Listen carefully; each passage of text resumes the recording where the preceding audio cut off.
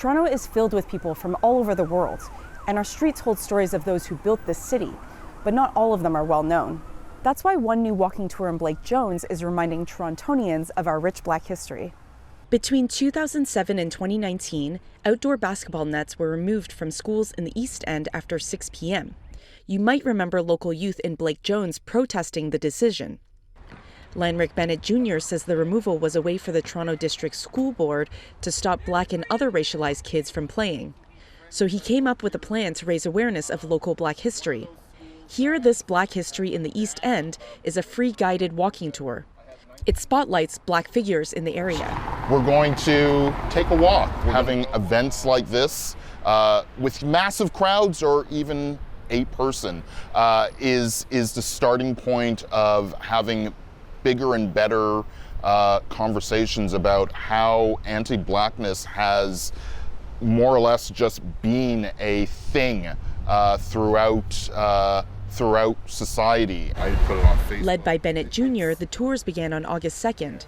Guest speakers include Luke Galati. In 2019, Galati advocated to bring back basketball nets to his alma mater, Earl Grey Senior Public School. The area has a lot of Black residents, and I think sometimes their stories don't get amplified as much as they deserve. I also think that, through exploring Black history, you're also learning history of other people too. From Leslieville to Riverdale to Blake Jones, the walk brings to life the stories of activists Thornton and Lucy Blackburn, journalist Marianne Shadd, politician Lincoln Alexander, and many more. I am always very interested in learning about my local community and some of the histories that I never learned growing up in Ontario. And it was a great opportunity to, listen from somebody's lived experience and getting the backstory on Lincoln Alexander, who is rarely mentioned. Bennett Jr. hopes to guide more walks in the future by asking local residents for more stories that need to be shared from the ground up.